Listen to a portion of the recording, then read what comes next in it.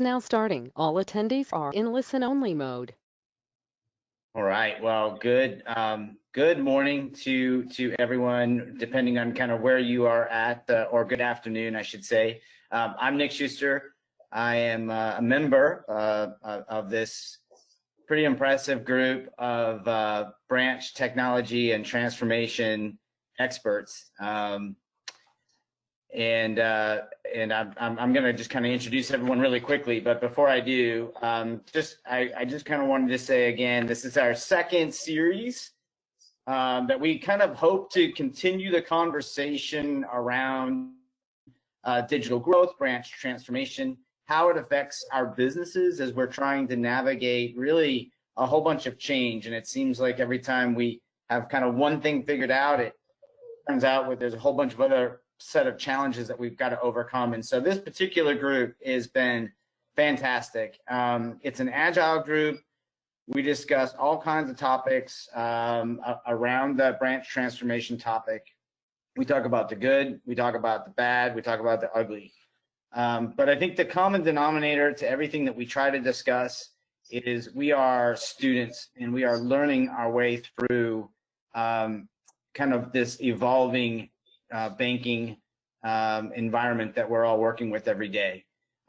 We've shared a lot about our learnings. We've shared a lot about our practice and feedback. And I am so honored just to be a small part of this organization. So allow me just a quick moment. Thank you for coming back. If you were part of the first conversation, we're glad that you're back. We've made a couple of format changes to the call today so we can get a little bit more interactive unilateral kind of bi-directional conversations about kind of what everyone's going through, because certainly there's no one fix to all of the different things that are going on right now. So, you know, obviously as we're trying to address the challenges, we also want to address why are we going through a lot of these different exercises in branch transformation and digital growth. And so the best way to do that is just introduce this group. And I've learned a whole bunch we've been working together for a little over a year. And it's just, I always circle this on my calendar as one of my favorite things to do. So I'm really excited to be here with everybody. First up is our very own president of the board of FSPA and certainly the CEO of it's a fintech firm and consulting group, ATD, Automated Transaction Delivery down in Florida. So Fred, good morning, sir. Thank you for being with us. Glad to have you with us. Morning. Good morning. We have Mr. Adam Jordan from the great state of North Carolina, solutions engineer for Add-on Technologies. Add-on's recently been doing some really amazing things in the cash recycler space. So Adam, we are very fortunate to have you on the panel today, and we're glad that you're with us. Thank you, Nick. Absolutely, sir. And then from my home state, the great state of Wisconsin, unfortunately, the Green Bay Packers will not be having any fans. Dan Miller will not be attending the Green Bay game this weekend. Dan Miller, VP of Business Development, BranchServ. Sir, good morning. How are you? I'm doing well, Nick. Good morning, and thank you. And the Packers have a bye this week, so you're absolutely right. I will not be attending a game this weekend. Well, that's true. But is it next weekend that they've eliminated fans from the stadium? No, next weekend they're allowing 16,000, and I got my name in a lottery for that. Did not win, which is okay. I am in sales, so forgive me. Sometimes, you know, some of the data is not always right. That's okay. Live from New York City, Dan Cremins of March Networks. He's a global product development for March Networks. March is doing some really incredible work that we really hope to talk about here first thing this morning. So Dan, good morning, sir. Good morning. Thanks for everyone. So none of this would be possible without our very own BJ, who has coordinated, organized, set everything up. We really wouldn't be much without BJ. So BJ, thank you for putting all of this together. Thank you for keeping us from going all over the place. Again, we're kind of all in sales, so we kind of pick up and run all over, and we like bright, shiny things. So thank you for your for everything that you've done for us. And thank you for everybody that joined today. We're again trying something new. For those of you that are paying attention, I'm about to unmute everybody. If there's background noises, I'll end up muting everyone, and you'll have to, once I mute you, you'll have to unmute yourselves. So just watch that today. We're going to try to get this to be more interactive than the last one. So that's my job here. BJ, thank you so much. So yeah, some big feedback that we got from our last call was the ability for just more engagement and involvement with everyone, which is kind of what we want to be able to do. So yes, everyone will be unmuted during the presentation. And BJ, thank you for putting all of this together. Now, another interesting finding that we got from our last call was our findings on our poll question that we'll pull up here first. With regards to how are we currently operating kind of post-pandemic, or we're really kind of in the middle of it right now. And BJ, I don't know if you can hit the next slide for us. Yes, hold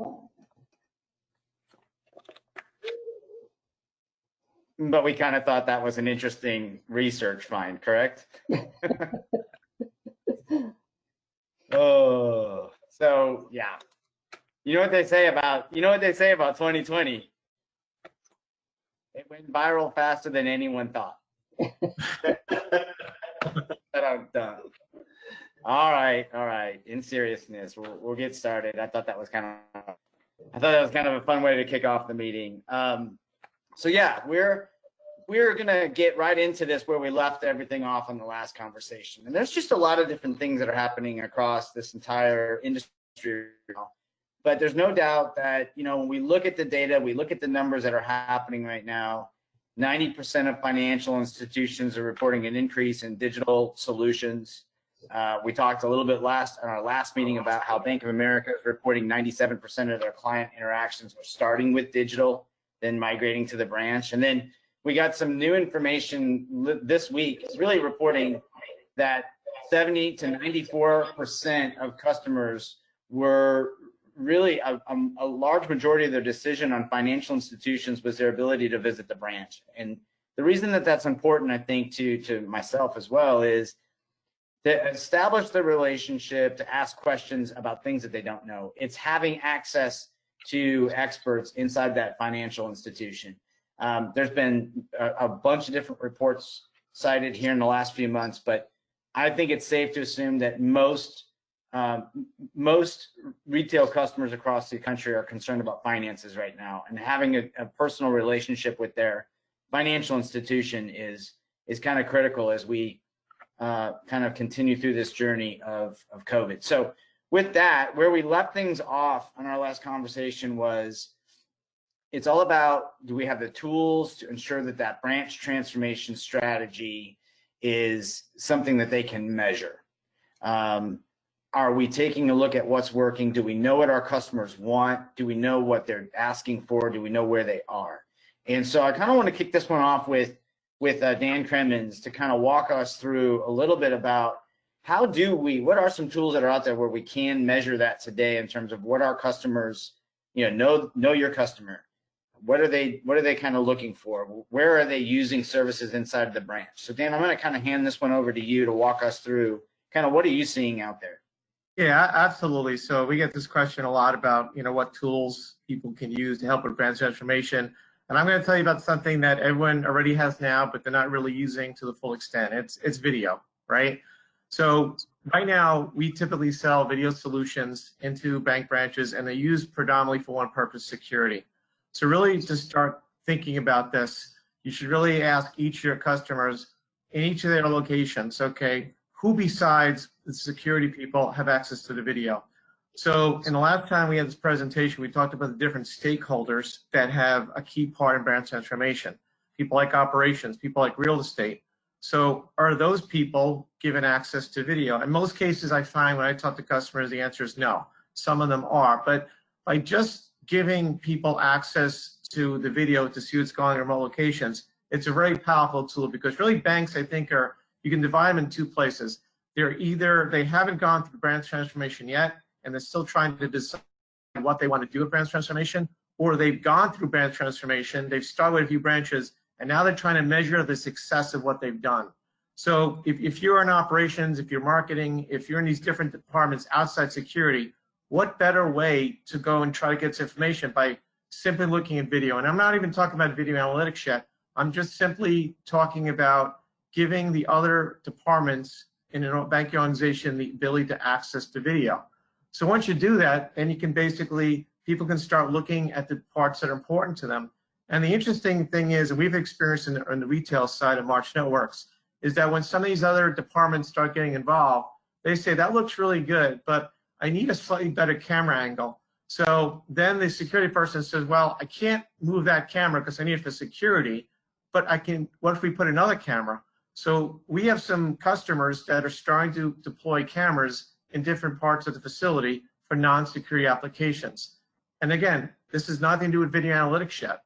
It's just simply providing access to remote sites. Now you get into the world of analytics. And all this, a few years ago, there was a lot of skepticism, but with the power of AI, it is real, it is accurate, and you can answer questions like you see in the slide. Common thing that we get from many banks that we're doing at March Networks, number of customers, is we're giving them solutions to measure queue lines. So queue lines is important because it basically sets up for staffing, operations, a whole bunch of things. And again, it's not really security. So as you go through this, I would just say video is an incredibly powerful tool. As long as you give access to the other departments, they can see what they can do. And then when you start adding in AI and analytics, you can do so much more. Yeah. Dan, I wanted to kind of kick this over to Dan Miller. Dan, as you kind of rolled out some branch transformation projects here really over the last several years, are there some success stories that you've been able to uncover from your customers with how they've leveraged video as they've rolled out ITMs or as they've rolled out recyclers? Have you heard of anything from your side? Yeah, absolutely. I mean, some of it's quite interesting, and certainly this year has been an anomaly, right? So I'm hoping that 2020 ends fast and 2021 starts off with a big bang. So things have changed a bit, but I think where we've seen the biggest successes with video as a transaction engine have been where people have taken the kind of the day-to-day mundane operations away from the people in the branch. So they're not having to balancing teller drawers, they're not having to replace cash in teller drawers, or even even technology, even the recyclers, or perhaps the video teller machines. And they've hired people or trained people that they currently have on staff to be more sales oriented and service oriented, and thereby increasing the satisfaction of the consumer experience. So somebody comes into the branch, they're able to do their transaction, that's a slam dunk, and then they're able to actually spend time with the banker. It gives them a feeling of trust with their financial institution, and also they become, I talk a lot, you all have heard me, and people, certainly the panelists have heard me, and certainly a lot of the people on the phone say, the name of the game is becoming the financial institution of choice. There are so many options for people to go out and get a loan and get deposit accounts, and how do you become that financial institution of choice? And to me, I mean, my checking account is as good as the next guy's checking account, right? But the consumer experience that I'm able to provide and the happiness that I'm able to provide to my customer base is what sets me apart. And that's what I think where people have been successful, is where they've been able to, because they've moved those transactions away from the people in the branch, they've been able to build those relationships. And that's really, I mean, how many of us are relationship salespeople, right? And having a hard time doing this over Zoom where you're not face to face with somebody normally. So that's really what it's about, is building that consumer relationship. Yeah, I think you hit the nail on the head, Dan. I mean, it's what we're talking about here is we're talking about the why. We're talking about, we've got these tools and resources, but it's the why. It's about the customer. It's about creating that experience. And I think you did a really good job kind of eloquently kind of putting that together. I'll kick it back over to Dan Cremins, because I'm curious, Dan, from a how we do it, best practices or best guiding principles when we do these kinds of projects, what's a good success story that you've heard from your customers in terms of maybe one of your favorite customer stories about implementation and kind of what were some of the guiding values that they had internally to get them to a successful project?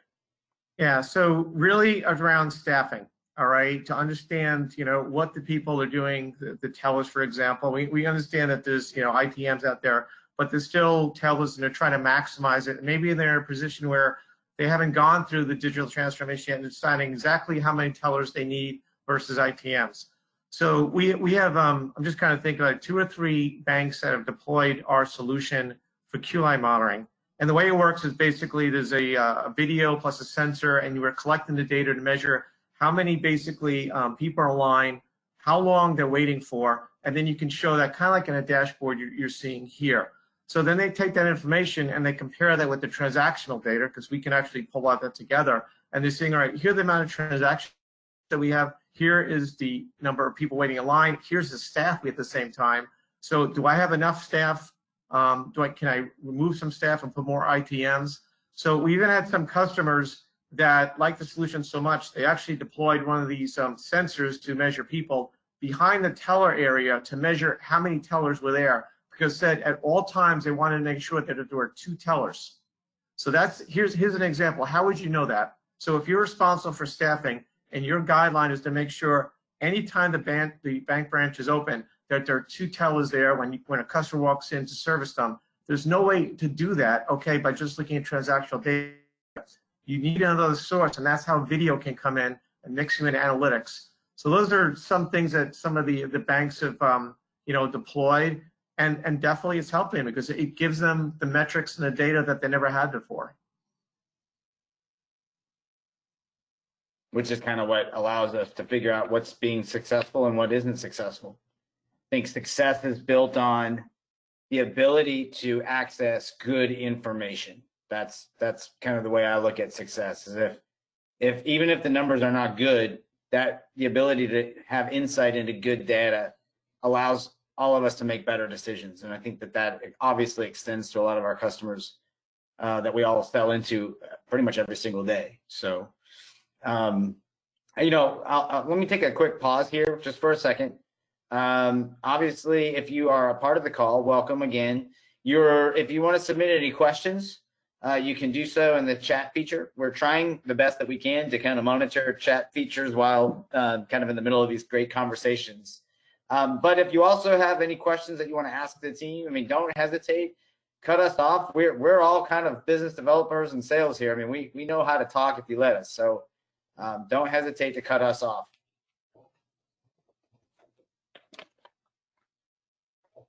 All right, let's take a look at the next slide, BJ, if we could, because I think what this does is it kind of tees up the conversation about the technology transformation inside a typical branch project. So when we look at this and we kind of go across the whole gamut of all the different technologies, there's no one throat to choke in terms of how to get this thing all dialed in terms of a solution. So I kind of want to kind of throw this over to Fred. Fred, you've had a lot of experience the last year or two. Well, a lot of experience beyond that, but you've seen it ramp up in the last year or two with regards to ATMs, advanced functionality. You've seen the cash drawer. You've seen TCRs.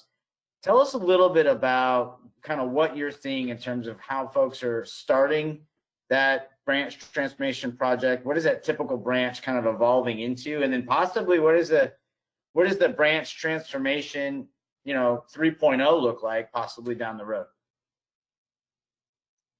Sure, Nick. Thanks a lot. So again, what we're seeing, on a consulting basis is, well, a lot of what we do today is it's all about the financial institution, and no two are the same. No two have ever been the same. What does branch transformation mean to them? It's actually, what are they trying to achieve? What is that financial institution's end game? And of course, their budget. How much do they have to spend? Excuse me. So using a little bit different approach is kind of what this slide is wrapped around, is to looking at that financial institution and saying, okay, what are you trying to achieve? Is it consumer convenience, which is basically an ATM? ATMs are basically used for simple transactions in convenient locations. whether it's a cash dispenser or deposit automation. And honestly, a lot of financial institutions haven't even gone to deposit automation yet.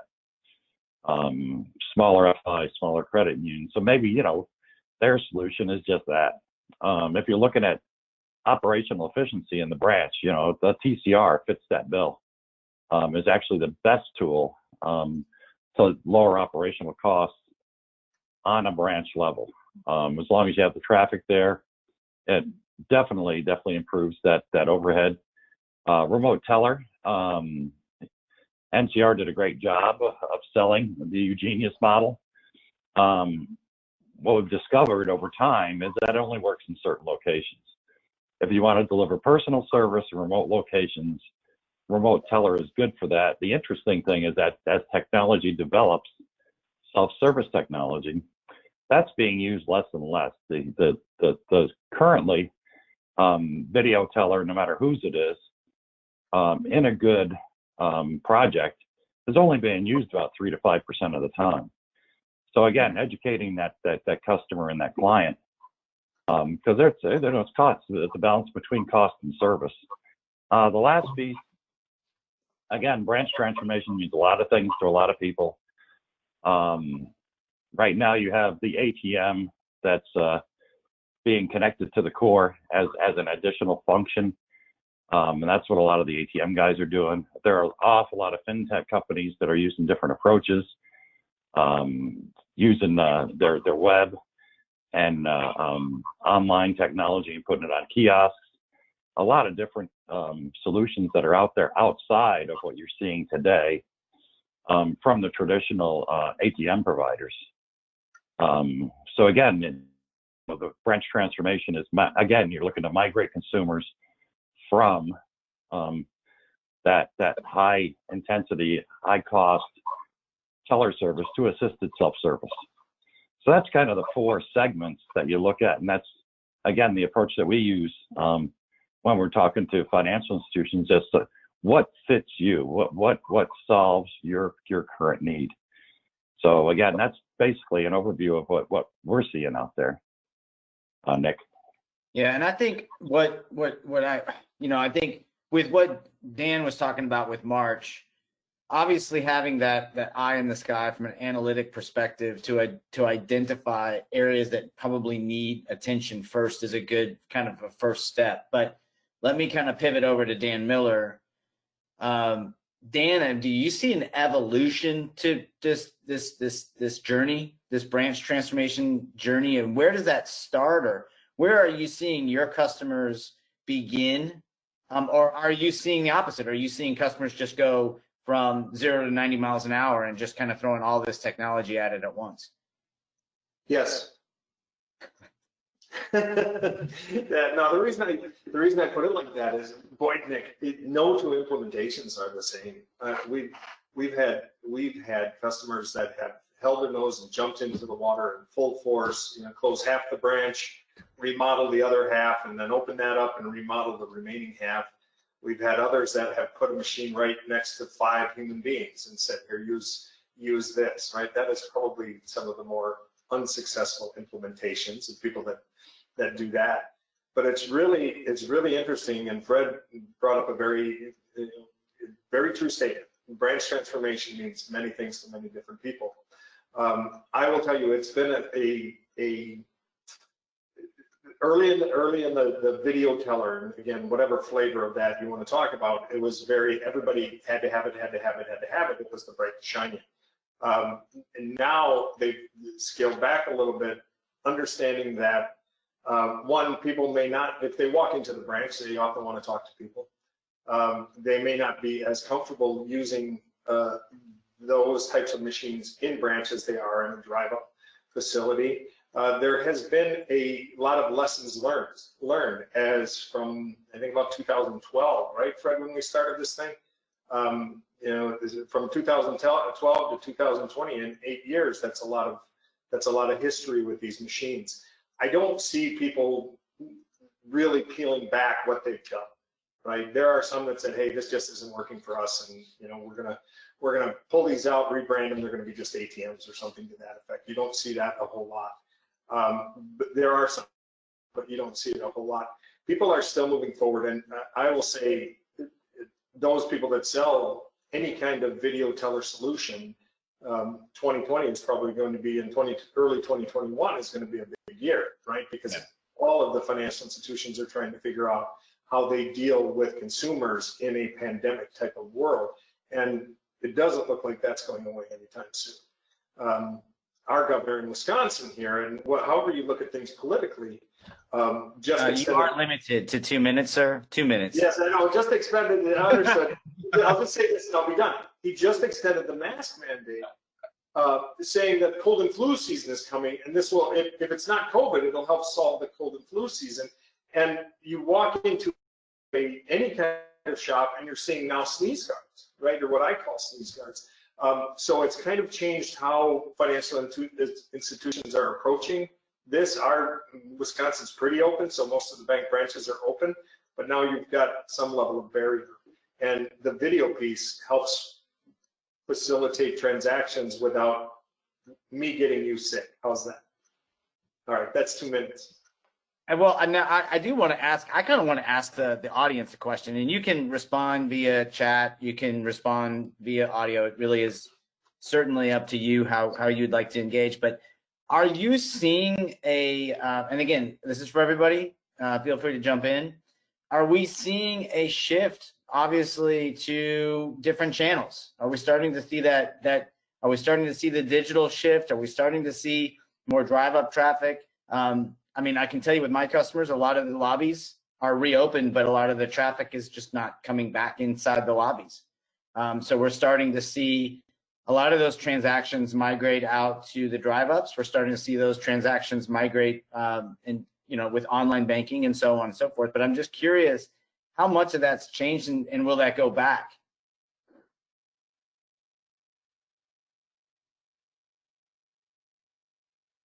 And give everyone just kind of a moment. I don't know if, Fred, you've seen anything from some of your customers.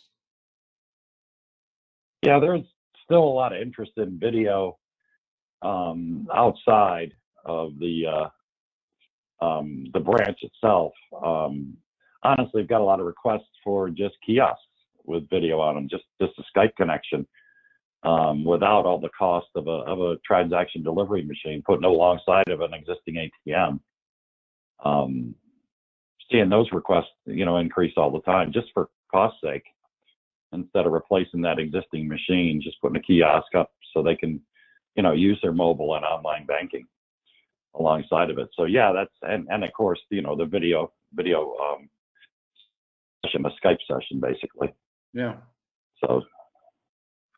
Hey, Nick, you mentioned drive-through. So I can tell you on the March side, we get a lot more requests these days about, putting technology in drive-through, even on the retail side, the QSRs. In fact, someone told me this morning that McDonald's just published their quarterly update, and their sales are back where they used to be. And it's because there's an influx on people going through the drive-through. So their business is back where it used to be, but now they're looking to say, all right, now how do we expand our drive-through business? So I think banks are going to be looking at the same thing as we go through this COVID, pandemic right now.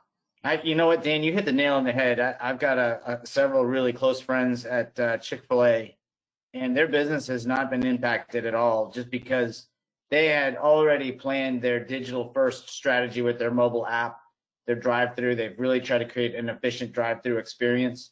So they're a lot of the restaurants that are closed, the drive-up activity has not caused much of a dent in their business, which is really amazing considering how much volume they do. Right. Is anyone else seeing anything else out there? Any other technologies out there that are addressing that shift kind of in behavior?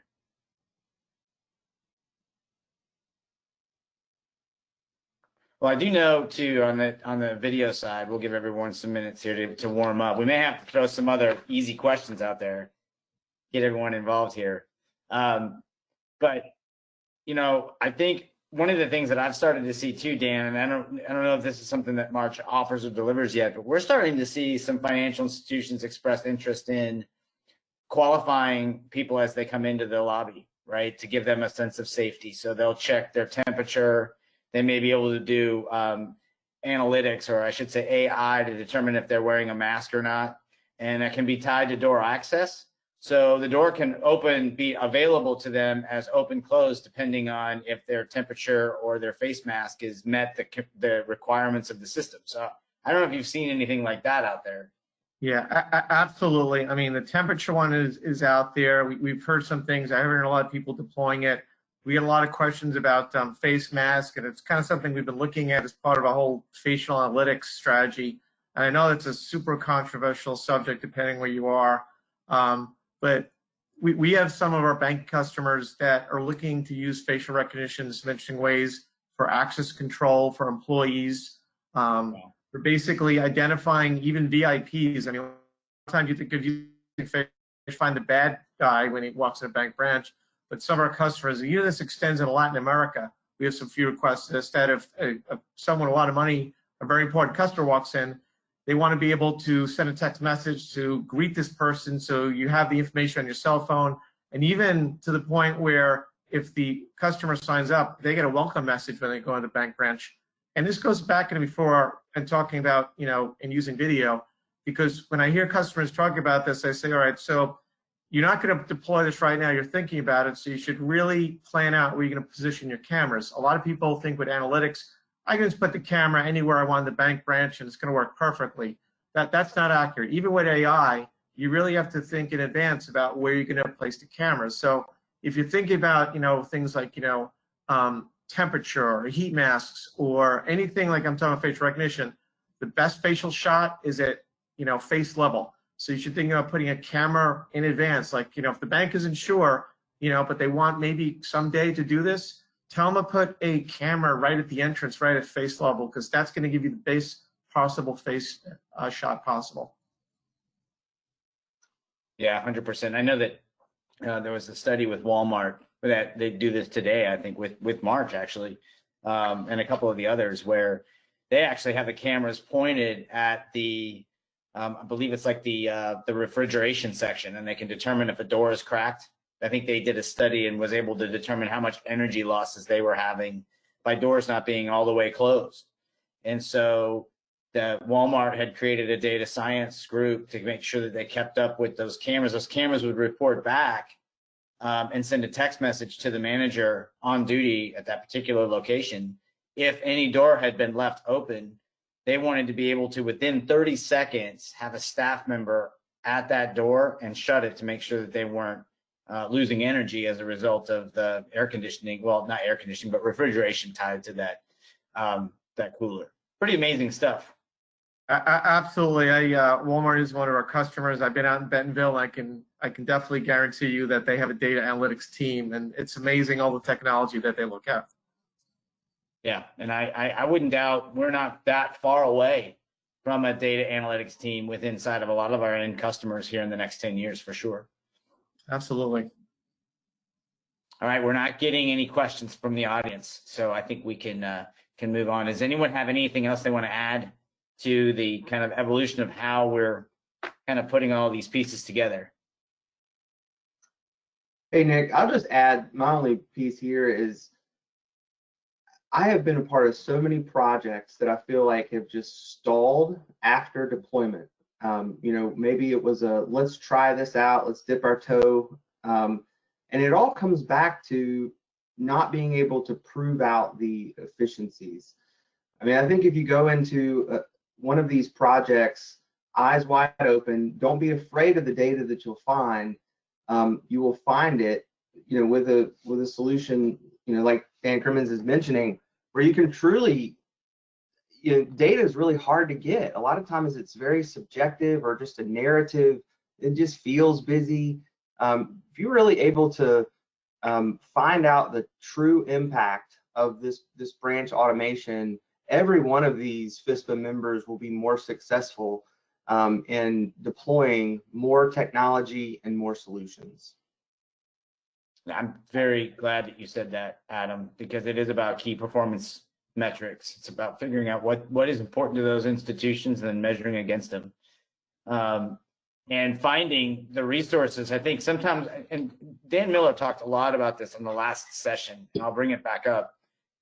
we have a difficult challenge kind of as FSPA members because we have a customer we engage with, but really our customer is a whole bunch of customers inside these financial institutions. We're selling into deposit operations. We're selling into the C-level. We're selling into maybe the teller staff. We're selling to multiple levels of an organization along the way. And I think, Adam, what you're talking about is very important. We've got to be able to have hard data to take the emotion out of change. Nobody likes change.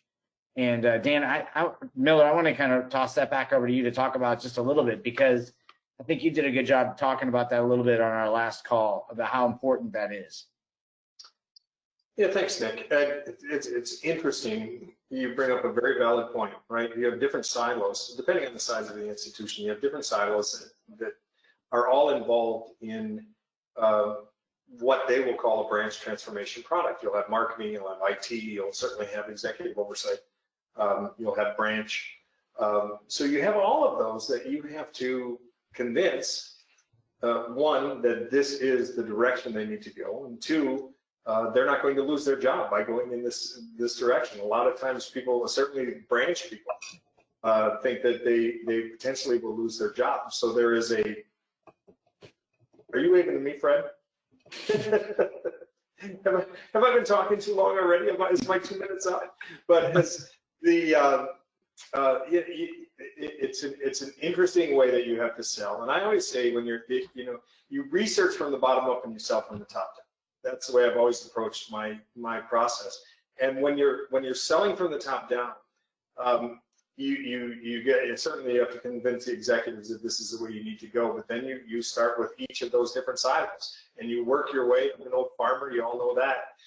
You work your way down the silo, and you're picking through a lot of silage to get to the people that are ultimately not the decision makers, but certainly very strong influencers. And it's just important to understand where people are coming from. I think we've all been in situations where we're talking to an institution and you're talking to one group and they're asking you what the other group is doing, right? And that's just not a fantastic position to be in.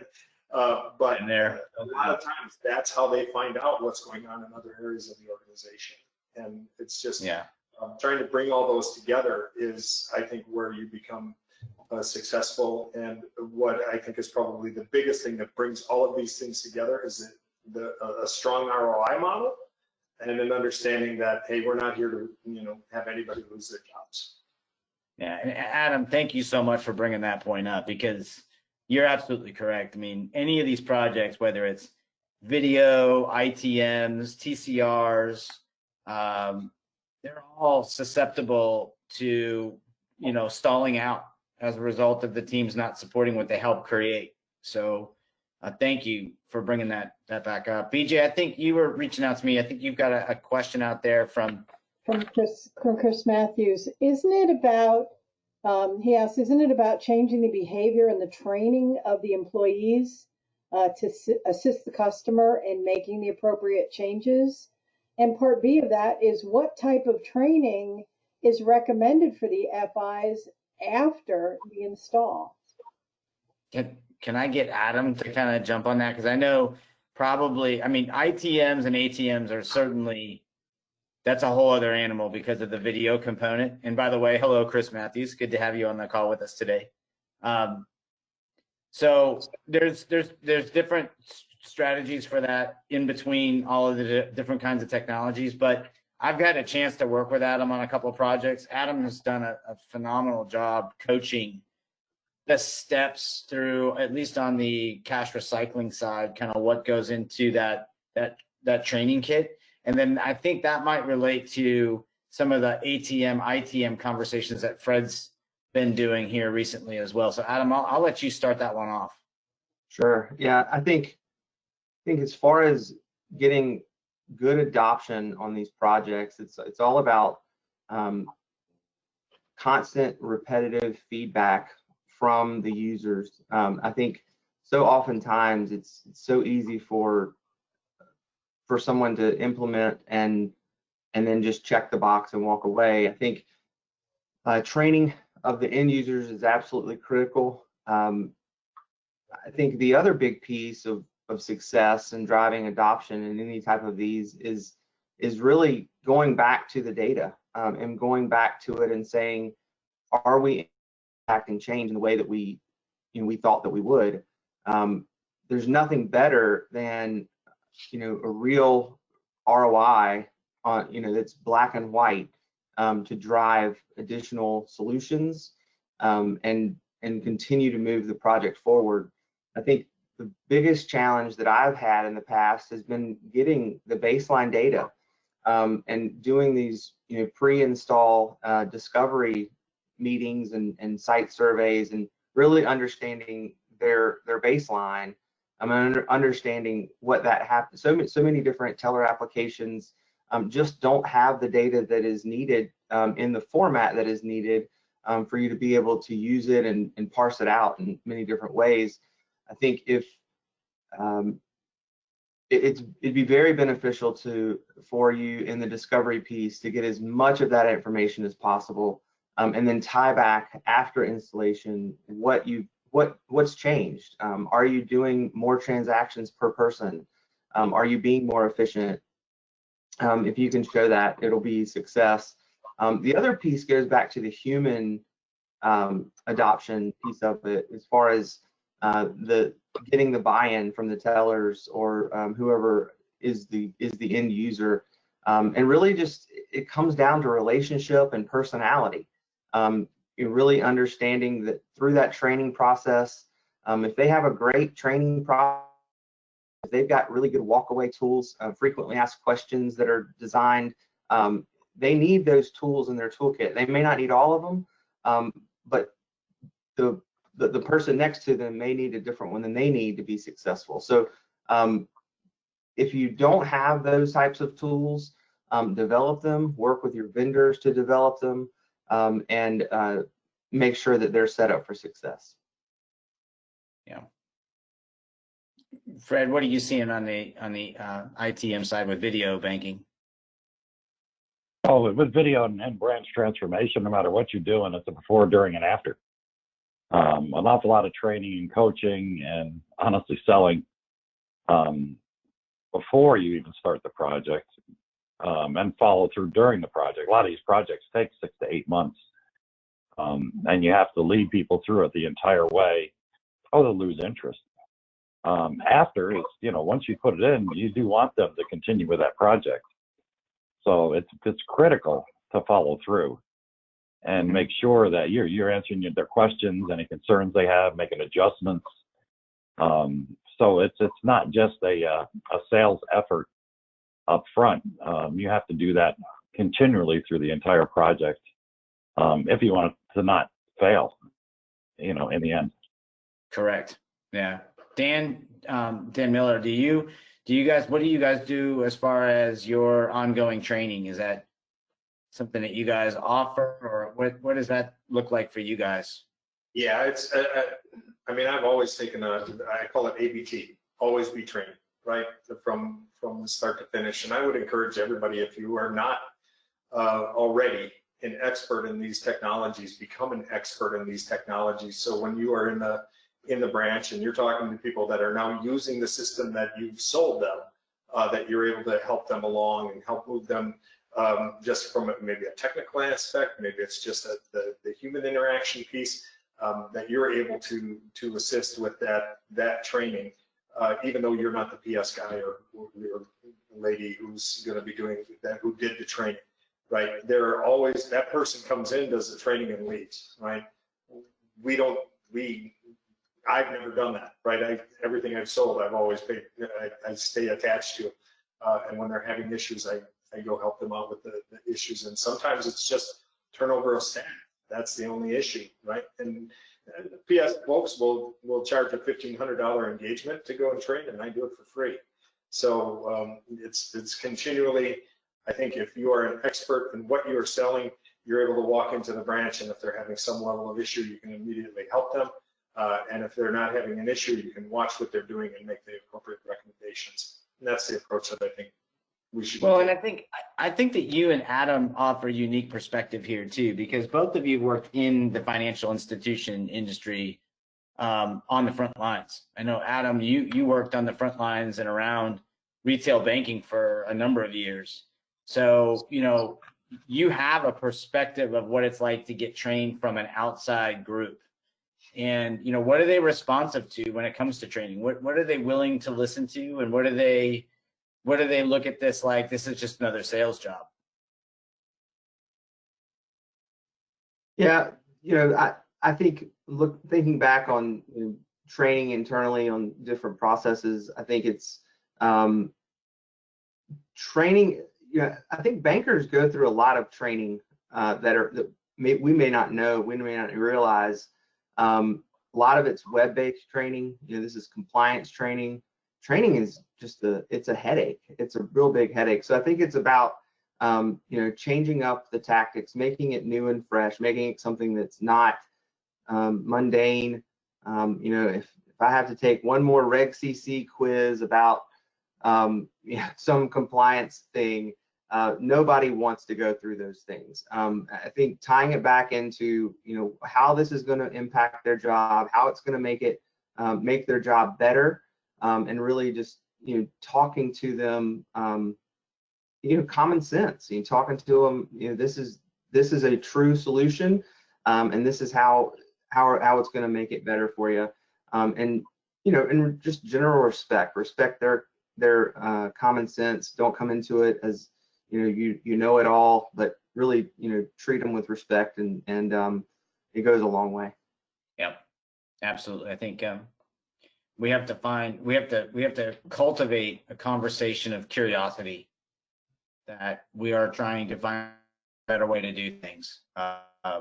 And, you know, the way we do it today may not necessarily be the way we do it tomorrow, but we are going to continually evolve this until we get it right with the customer experience.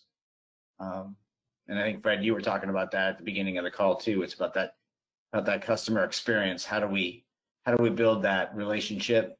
Not only with technology, that just how do we use technology as a tool to reinforce that trusted relationship with, obviously, the end customer. So any other thoughts on the training piece? Chris, I thought that was a great question.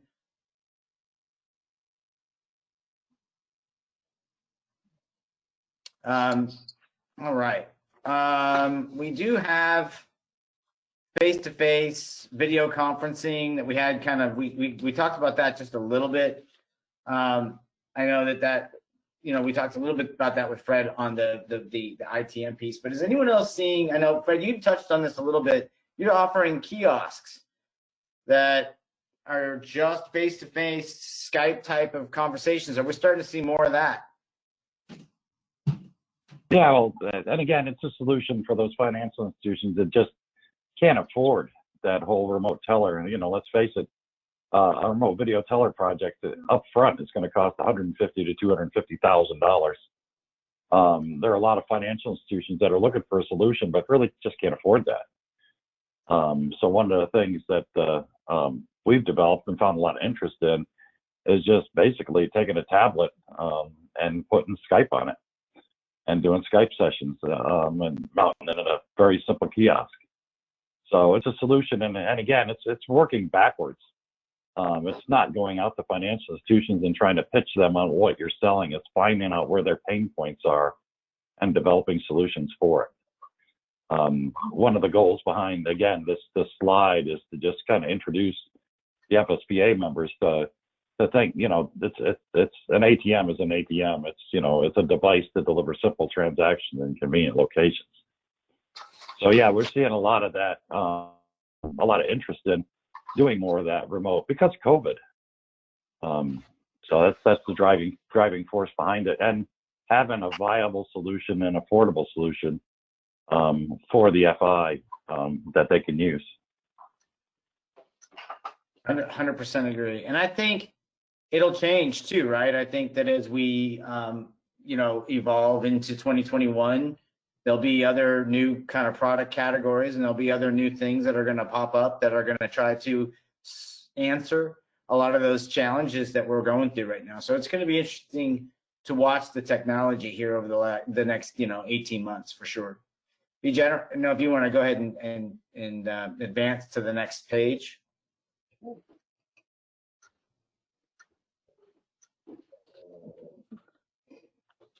This is kind of like a good kind of a use case. What you've seen out there that's worked the best for everybody. And I'll just kind of go down the line. Dan, do you want to start with this one, Cremins, on kind of what's some of the things that you've seen that kind of surprised you, where you were like, wow, that was pretty cool. That was a great project. Yeah, so there was when I was over in Sydney, Australia, when we were allowed to travel months ago, there was a customer I visited, and they had gone through their version of branch transformation, and I walked to one of their branches, and it was literally 3 levels, and I had all the traditional banking, on the first floor, but the other 2 were almost like conference centers, where they just invited businesses to have meetings, etc. And they said, yeah, your system is deployed there as well. We're using video because we're monitoring it. It's not the security people monitoring it. It's really the other people that are measuring, this whole thing that we've done with this 3-level branch. So that was kind of the biggest bank I've ever visited. That was 3 levels. I haven't seen any of those in the United States, but it was definitely kind of cool to see that in Sydney, Australia. Yeah, very cool. Very, very cool. Adam, I know you're kind of on the software side, but I know you get a chance to see a lot of your partners and a lot of your dealers across the country trying kind of new things. What have you seen, maybe not your project necessarily, but what have you seen some projects out there that really kind of stood out to you as a pretty amazing, successful project? Yeah, I think some of the most successful projects that I've seen have really taken a holistic approach. When you think about bringing in a consultant, thinking about what are you wanting to do, how do you redesign the entire flow, and then being able to scale that out from one branch to the others. I think I can think of a couple of different end users where that's truly transformed how they work in every single one of their branches. Those are the ones that I see are success. Those are enterprise level changes that happen, and it all comes down to getting that buy-in from the top as well as from the bottom. And kind of going back to what Dan Miller was talking about, is really finding discovering all of the information towards the bottom, selling from the top down, and those are the ones that are the most successful, and honestly they're the most fun to work on, because you really feel like you walk away from the project and say, wow, this was a big win. Yeah, 100%. And you have everyone's buy-in too, which is just great. Fred, I know you've seen a bunch of different projects too, as has Dan Miller, but what have you seen that kind of stood out to you as one of your maybe the funnest project you worked on? Actually, the funnest and best project we're working on today here at ATD is actually something that's not offered by any ATM manufacturer. It's different. It's a solution for financial institutions. It's fintech. It actually works. Customizable. Something we're having a lot of success with. So with the FSPA members, stop thinking just about what's offered just by those traditional, doesn't matter which one they are, ATM guys.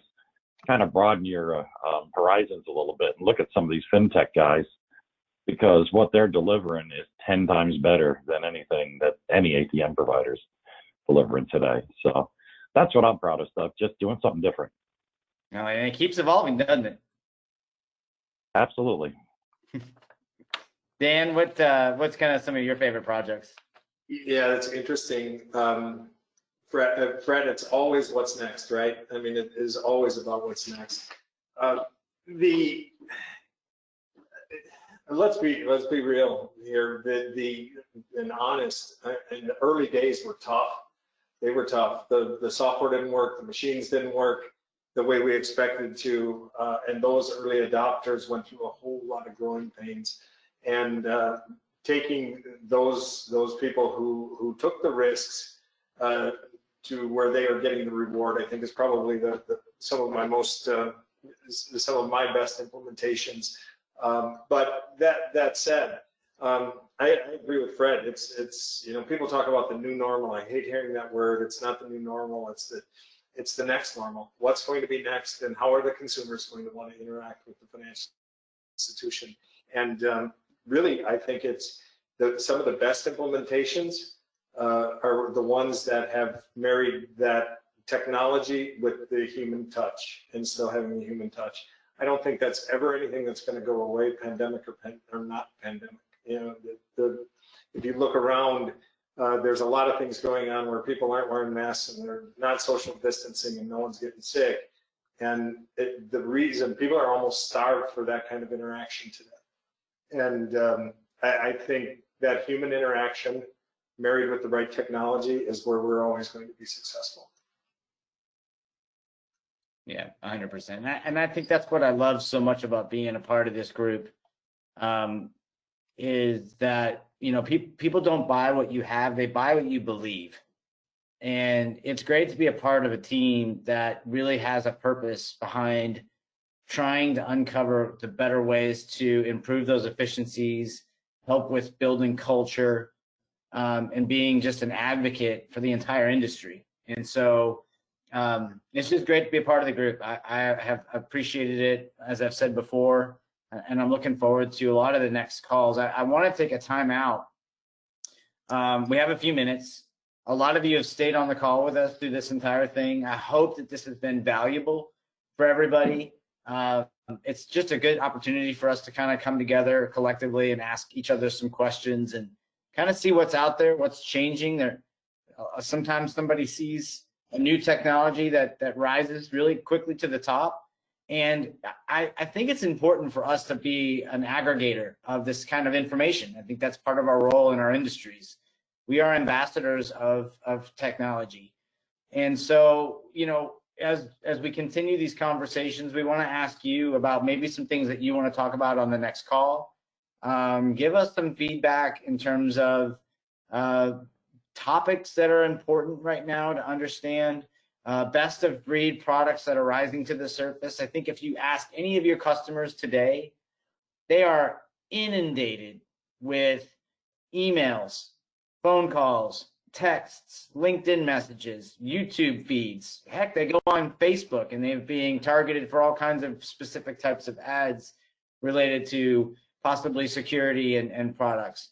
And so it's very overwhelming if you're inside a financial institution to kind of weed through all of the different types of technologies. In Atlanta alone, I went to a FinTech conference. I believe the number was 800 FinTech startups inside the city limits of just Atlanta.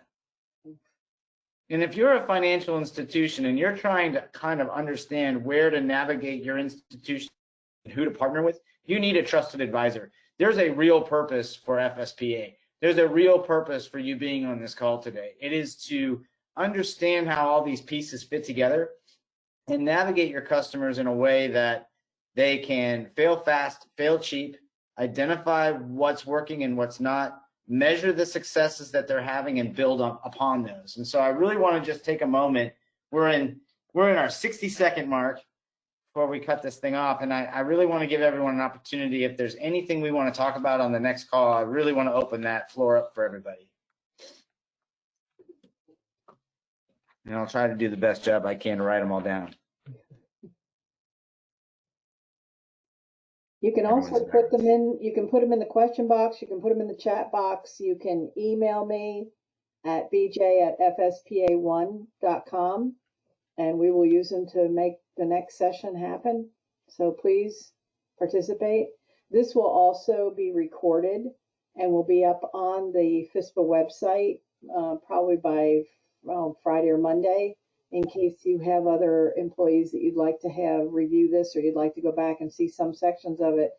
And again, any feedback, any comments, any suggestions for future topics, please send them in. This is a member-driven organization, and all of these great ideas come from the members. So please send your ideas in.